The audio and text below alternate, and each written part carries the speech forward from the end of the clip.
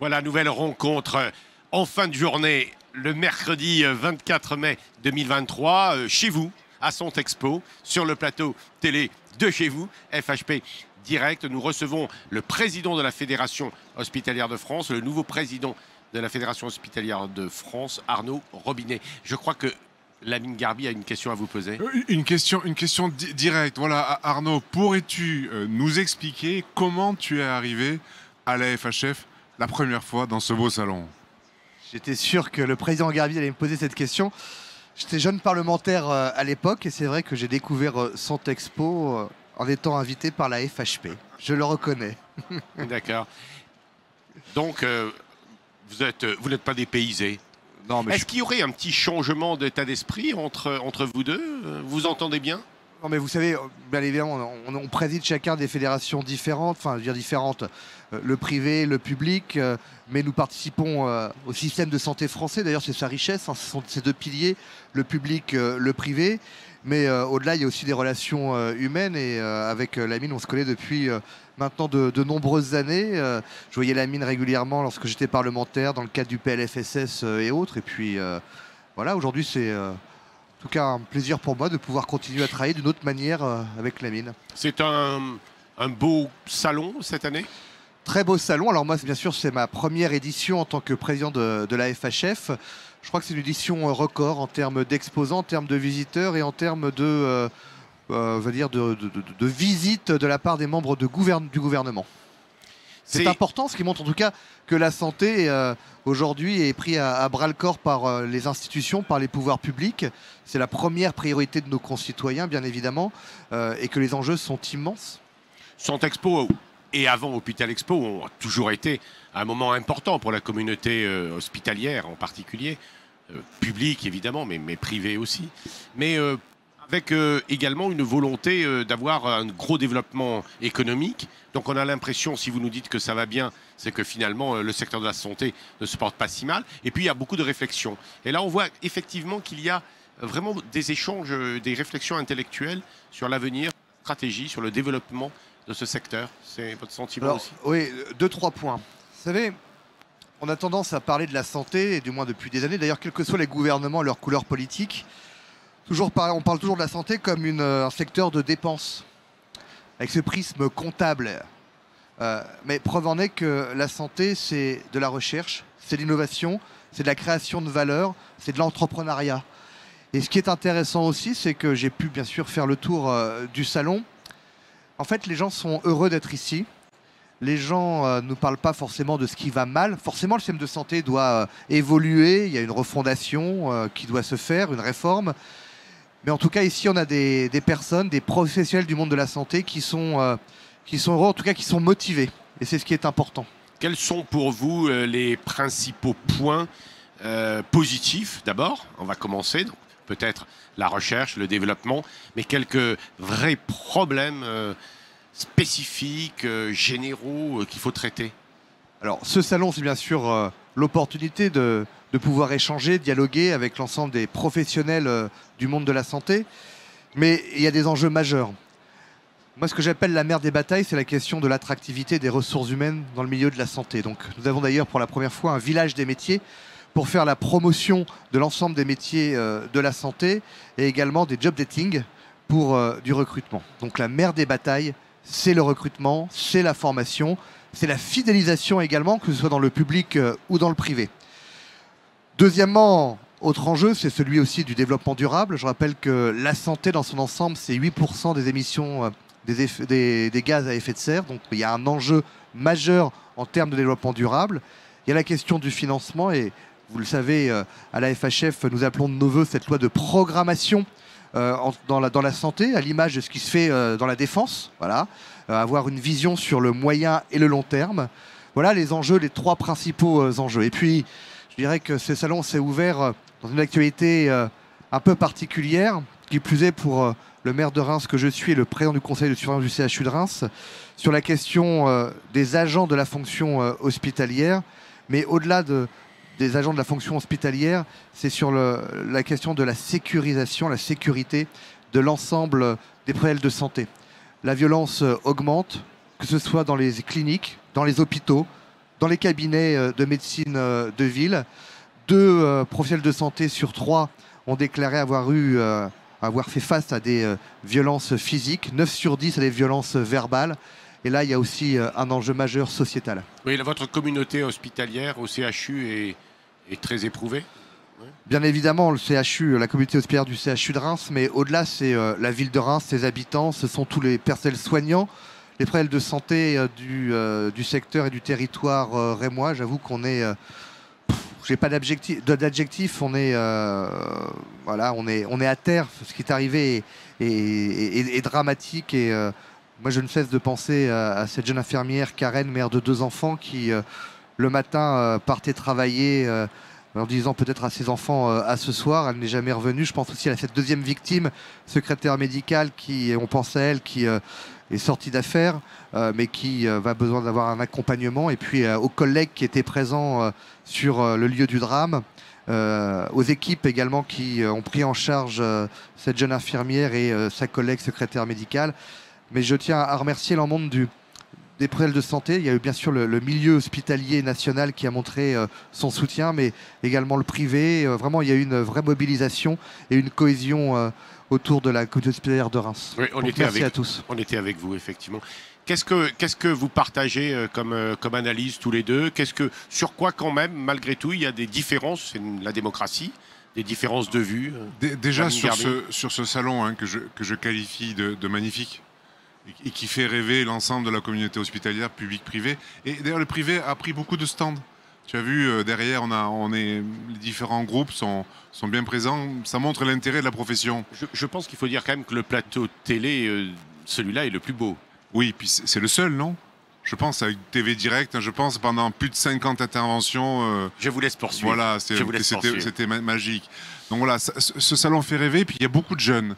Moi, je suis impressionné par la jeunesse des participants et, comme tu dis, les sourires. Voilà, au-delà de ce drame-là qui est inqualifiable et c'est vraiment un signe des temps. On s'en prend aux professeurs, on s'en prend aux policiers, on s'en prend aux pompiers.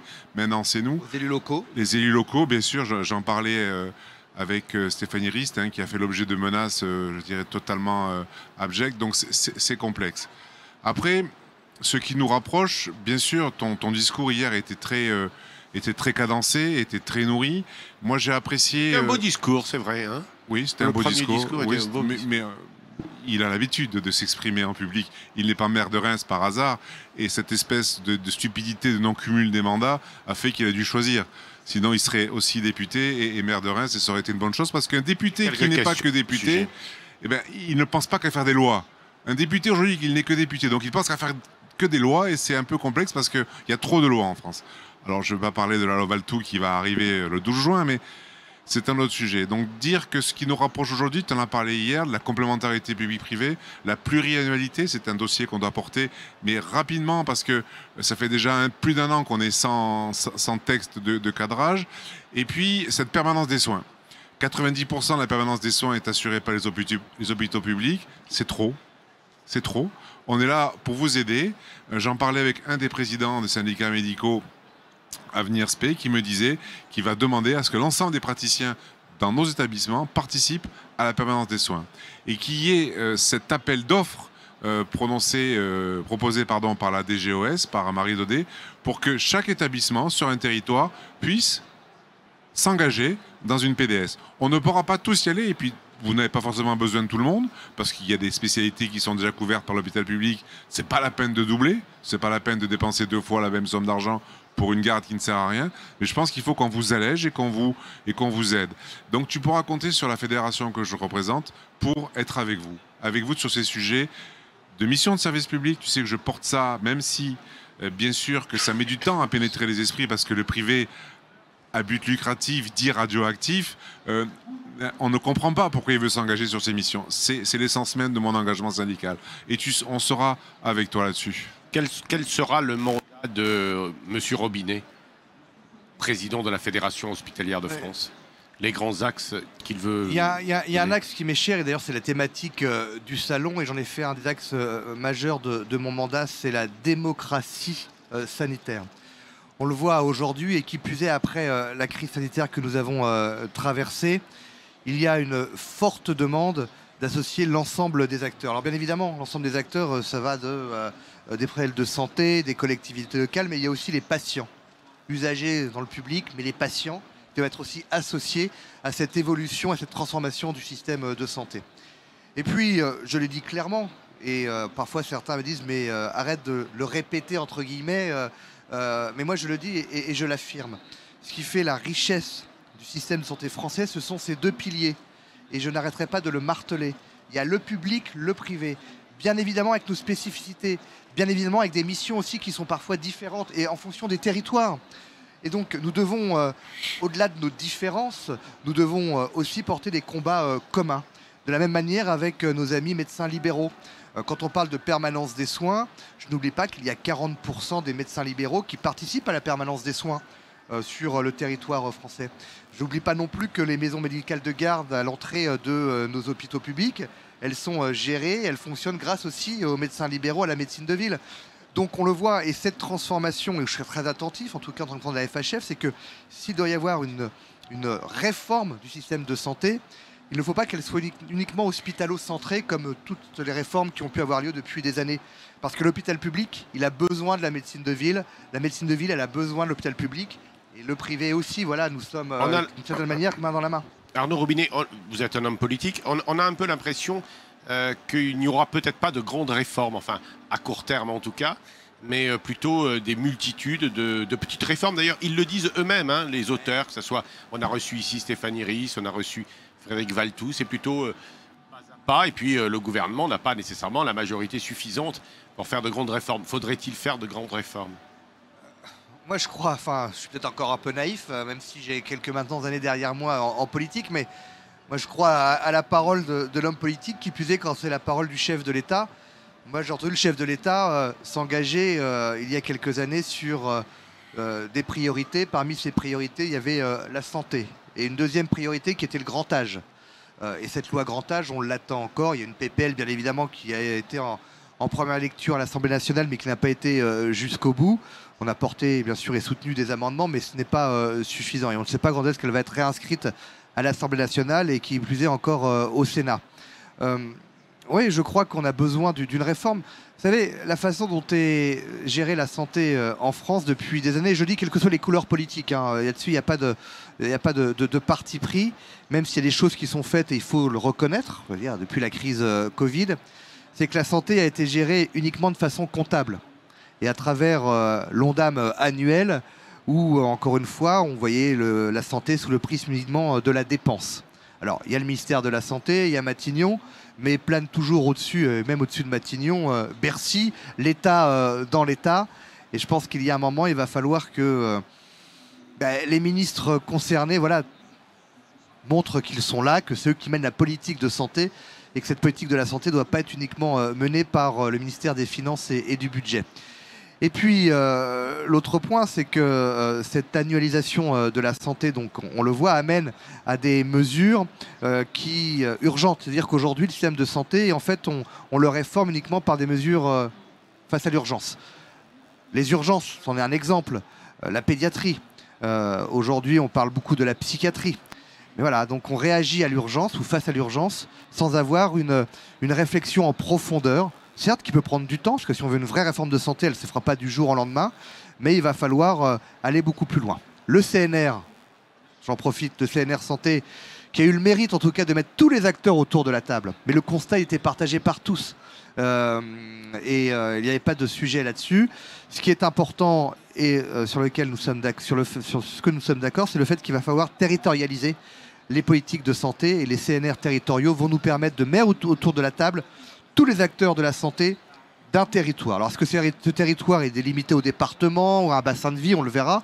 Mais c'est important et ça va dans le sens de ce que la FHF a expérimenté en 5 territoires français, cette responsabilité populationnelle, c'est-à-dire qui permet, là, sur 2 pathologies que sont le diabète de type 2 et l'insuffisance cardiaque, de mettre autour de la table les élus locaux, le public, le privé, la médecine de ville, l'ACNAM, l'ARS, et d'aller vers la prévention.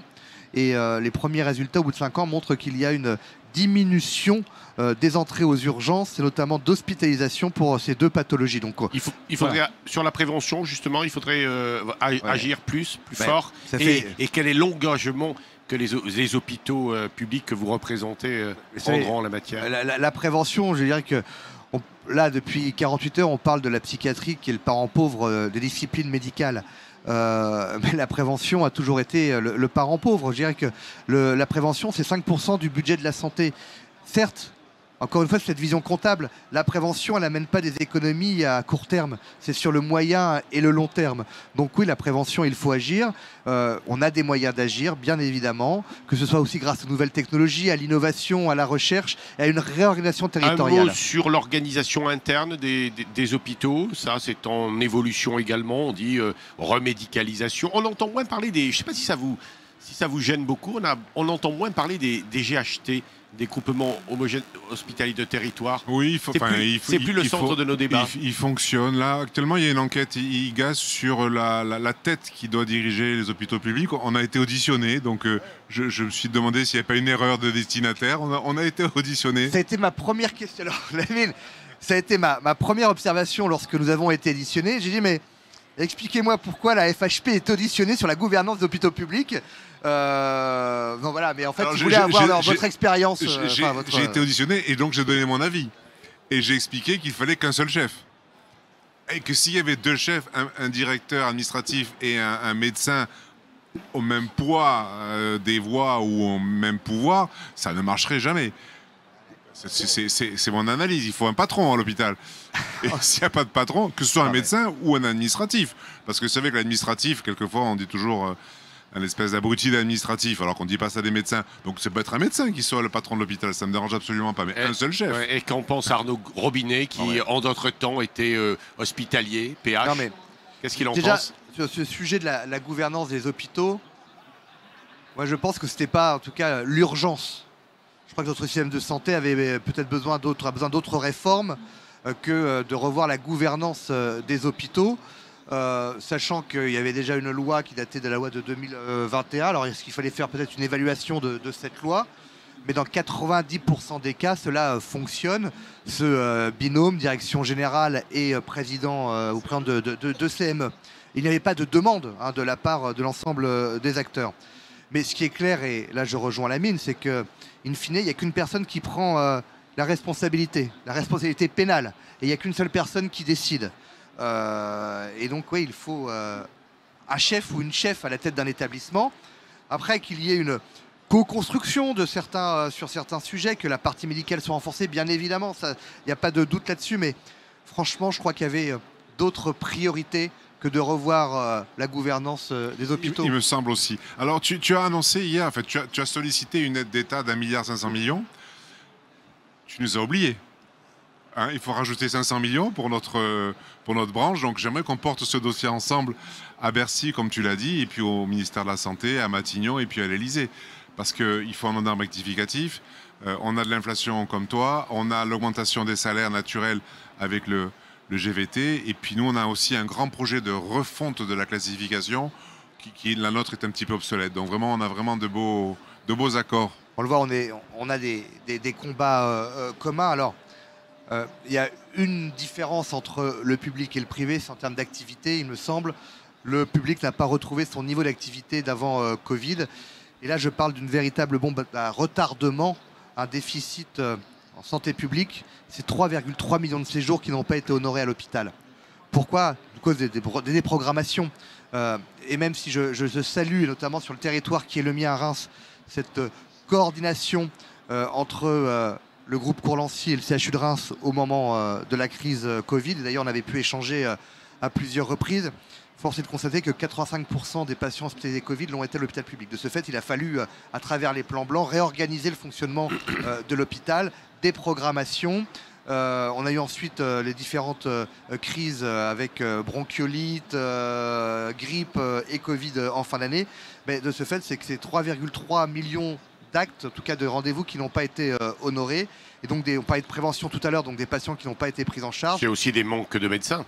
Il y a aussi les manques de médecins parce qu'on a déplacé du personnel, des infirmières et de soignantes d'un service à un autre. Et ce qui fait que voilà, on a cette dette de santé publique, une véritable bombe à retardement. Alors, oui, mais ça, c'est le passé. Il faut maintenant réenclencher l'activité et je pense qu'il faut sortir de cette garantie de financement qui est, je dirais, un leurre sécuritaire et qui empêche les velléités de reprise d'activité. Même dans notre branche, on a 2-3% d'activité de plus par rapport à 2019. C'est pas non plus, on n'a pas récupéré l'activité que vous avez perdue. Je salue Madame la Ministre. Ah mais Madame la Ministre, venez. Venez, Madame la Ministre. Mais ah si, ah bah si. Vous avez vos deux fédérations avec vous. Madame la Ministre, venez avec nous, franchement. Je vais vous trouver quelques questions, vous allez voir. Ah oui, pardon, vous faites que passer, mais d'accord, tu fais que passer, mais tu vas parler là maintenant. Ah mais non, attends, les deux fédérations, il manquerait que la FEAP qui sont pas très loin. S'ils veulent venir, on peut les inviter. Je suis passée il y a 20 minutes, j'étais là, je vous trouvais vraiment, c'était touchant. Ah, c'est un bel homme. C'était quand j'étais députée, je t'ai posé des questions via le PLFS 16. J'ai trouvé votre histoire assez touchante. Et là, je repasse et je vous vois encore tous les deux. Je me dis, mais ils ne se quittent plus. Ils ne se quittent plus. Tu devrais commencer à t'inquiéter. Si on est ensemble. Non, c'est plutôt rassurant. Ah, parfait. Que le public et le privé se parlent comme ça me va très bien. Ben oui, et donc, merci, messieurs. Et voilà, nous poursuivons notre entretien. Ah non, mais faites comme si je n'étais pas là. Mais moi, ça me... En fait, il se trouve que j'ai d'autres rendez-vous.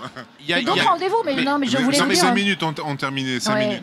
Oui, reste avec nous. Le ministre François Braun a également reparlé dans son discours introductif de la création de CHU, de la création de 4 bioclusters, d'investissements importants, je crois 7 milliards pour l'innovation. Ça, c'est quelque chose qui peut réjouir l'hospitalier que vous êtes? Quand on parle d'innovation, quand on parle de recherche... Si vous recevez bien l'argent. Non mais bien évidemment, je ne vais pas vous dire le contraire.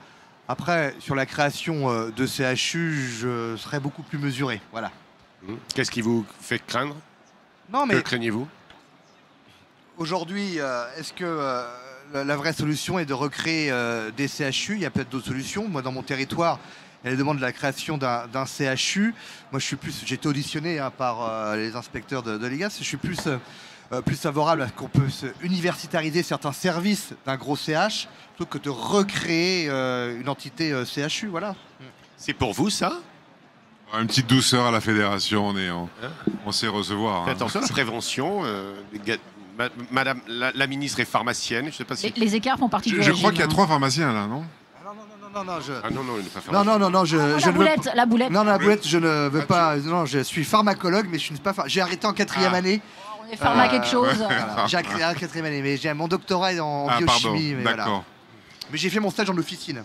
Voilà, c'est ce qui me semblait. Il y a un petit truc. C'est ce qui me semblait. Donc vous avez dans ce domaine, ce développement quand même de l'innovation, ce qu'on appelle de la recherche, réimpliquer les hôpitaux publics les hôpitaux d'une manière générale dans la recherche, c'est quand même un point que... C'est un point essentiel, mais on n'est pas les seuls acteurs, parce que derrière, il y a France Université, c'est-à-dire qu'il y a nos universités, et le président de France Université, Guillaume Gelet, qui est président de l'université de Reims-Champagne-Ardenne. Vous voyez, vous dominez là. Oui.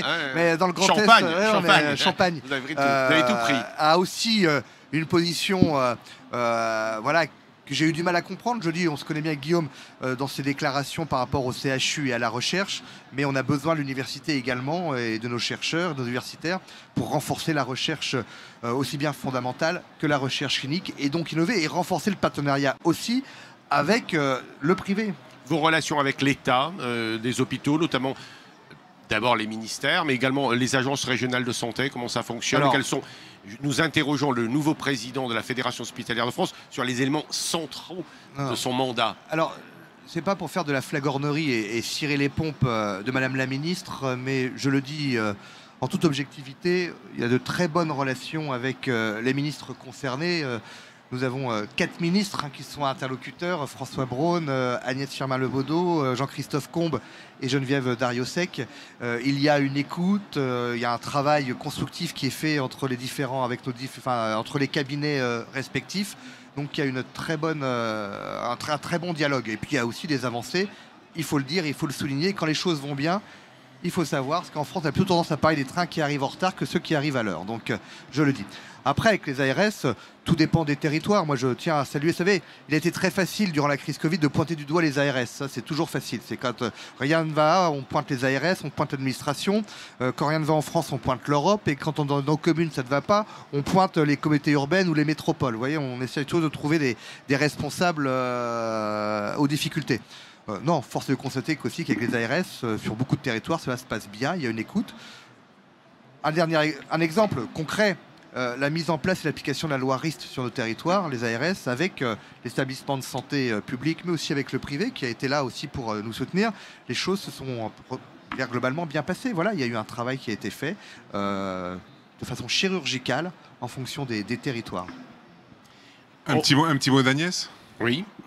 Mais, avant de vous quitter, de vous laisser terminer votre échange, moi, je tiens à saluer aussi... Et ce qui se passe là est important, que l'enjeu de la réponse aux besoins de santé de nos concitoyens, elle se fera que si on travaille tous ensemble. Et le fait que nous ayons là, à la fin de Santexpo, et cette édition est une très belle édition, c'est ta première en tant que président, Lamine un peu moins. Moi j'ai eu l'occasion d'en faire aussi quelques-unes, je le dis, et on voit bien que devoir être terminé par le public et le privé qui parlent ensemble, ça concrétise et ça symbolise ce que nous devons et ce que vous faites. C'est ensemble qu'on arrivera à répondre aux besoins de santé de nos concitoyens au niveau de l'hôpital, mais aussi au niveau de la ville. Et terminer par dire que ce qui s'est passé pendant ces journées, c'est aussi, je veux dire, à la fois cette effervescence, même si le contexte a démarré tragiquement, mais cette effervescence et cet optimisme et cette volonté d'avancer, elle est à la fois perceptible par le nombre d'exposants qui sont là, qu'ils soient institutionnels, que ce soit les fédérations, que ce soit des laboratoires, que ce soit des caisses, les caisses. Enfin, voilà, je dis tout le monde est là, tout le monde a conscience que l'objectif à atteindre est une vraie nécessité pour nos concitoyens. Et donc, on a envie tous de le faire. Et moi, c'est ce que je ressens, cette volonté de se dire que oui, et tu l'as dit, et Arnaud et Lamine aussi, ne nions pas que le fait que tout ne va pas bien, mais parlons positivement. Notre système de santé soigne nos concitoyens. Nous avons un bon système de santé. Nous avons un système de protection qui nous permet de prendre en charge et de protéger nos concitoyens. Eh bien, parlons-en positivement pour donner envie à tous nos jeunes qui étaient présents de s'engager dans les métiers de la santé. C'est une absolue nécessité. Donc, nous avons cette responsabilité. Et moi, je suis ravie de terminer mes propos là, dans ce tour de salon, avec vous deux réunis, parce que c'est une vraie belle image de ce qu'ils nous font faire. Et merci à vous de le faire. Maintenant, vous le faites à Paris. Faisons-le dans les territoires et dans tous les territoires. Voilà, c'est pas trop schizophrénique quand on est le matin à Reims ou le matin dans sa pharmacie au Havre. Et puis, quand on est à Paris, en termes de responsabilité, on pense à peu près la même chose. Oui. Moi, je suis plus schizophrène parce que j'ai plus le droit d'être dans ma pharmacie. Donc, comme ça, le problème est réglé. Oui, enfin, vous allez au Havre de temps en temps. Et puis dans la pharmacie.